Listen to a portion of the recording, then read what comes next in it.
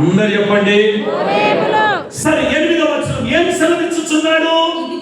ఇదిగో ఏంటి అమ్మా ఏంటంట? ఇదిగో ఆదేశమును నేను నీకు అప్పగించి తిని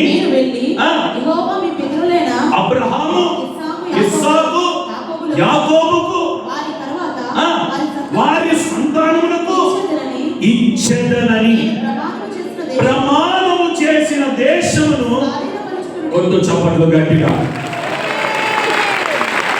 హల్లెలూయా.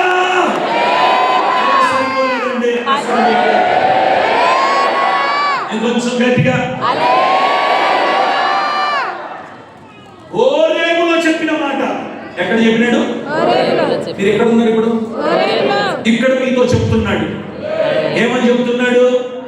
మీ పితరులకు ఏ దేశం అయితే నేను ఇస్తానన్నానో ఇదిగో నీకును నీ సంతతి వారికి ఖచ్చితంగా నేను ఇవ్వబోతున్నాను. చెప్పు గట్టిగా. హల్లెలూయా. ఈ మాట ఆలోచించాలి. ఇది మీరు పెద్ద అక్షరాలతో రాసుకుంటారు. హోరేబులో చూడాలి. హోరేబులో వాగ్దానం చేసినాడు. హోరేబులు ఏం చేస్తున్నాడు? హోరేబులు ఏం చేస్తున్నాడు? కానానుకు తీసుకుని వెళ్ళి వాగ్దానాన్ని వారు స్వతంత్రించుకున్నారు.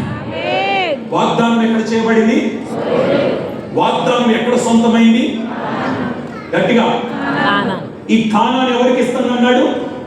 అబ్రహాముకును ఇస్సాకును యాకోబుకును వారి ఎవరో సంతతి వారు. రూతమ్మ, జవరాజయ్య, చెప్పమ్మ గట్టిగా. శోభమ్మ, సుశీలమ్మ, మార్తమ్మ, కృపానందం గారు మనమే కదా సంతతి. కరెక్టే కదా? ఈ వాగ్దానం ఎక్కడ చేయబడింది? వాగ్దానం ఎక్కడ స్వతంత్రించుకున్నారు? ఇక్కడ వాగ్దానం పొందుకుంటున్నాం. ఇక్కడ నుండి అడుగు బయటికి వేయగానే ఆ వాగ్దానాన్ని నువ్వు స్వతంత్రించుకోబోతున్నావు. చెప్పండి ఆమేనని గట్టిగా. ఇంకొంచెం గట్టిగా చెప్పండి. ఇంతకి వాగ్దానం ఎక్కడ చేస్తున్నాడు? నీతో ప్రమాణం ఎక్కడ చేస్తున్నాడు? నీకు నిబంధన ఎక్కడ చేస్తున్నాడు? ఇప్పుడు నిబంధన చేయాలన్నా, ప్రమాణం చేయాలన్నా, వాగ్దానం చేయాలన్నా మనం ఎక్కడ ఉండాలి?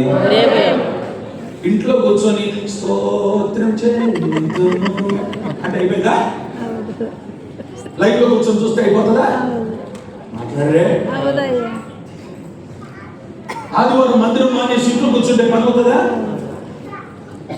ప్రభువారు వాగ్దానం చేసినావు కదా, వాగ్దానం చేసినావు కదా, ఎప్పుడు చేసినాడు రా అంటాడు. నా సన్నిధులు ఉంటే కదా నీకు వాగ్దానం చేస్తాను.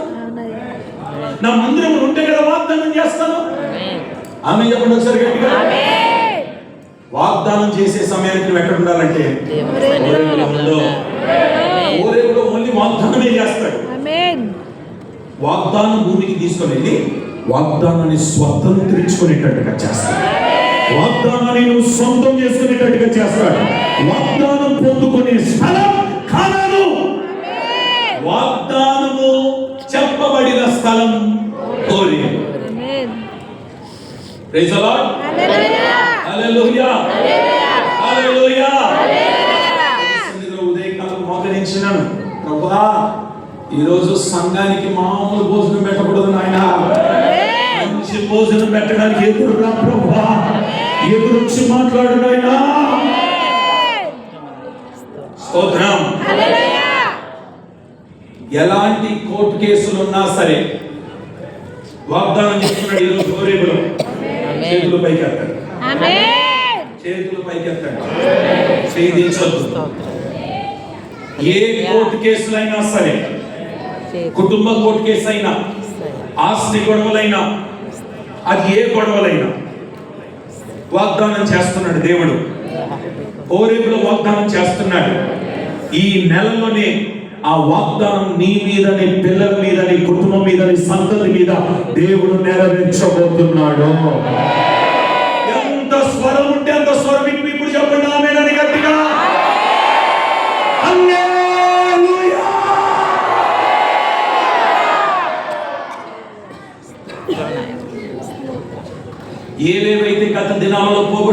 వాటిని స్వతంత్రించుకోబోతున్నారు. ఏవేవైతే గత దినాలలో కన్నీరు పాల ఏడ్చినారో, దేని కొరకు ఏడ్చున్నారో ఆ విషయమై నీ నోటి నిండా దేవుడు నవ్వునొచ్చబోతున్నాడు. పోగొట్టుకున్న గర్భఫలాన్ని దేవుడు ఇవ్వబోతున్నాడు. పోగొట్టుకున్న కుటుంబాన్ని ఇవ్వబోతున్నాడు.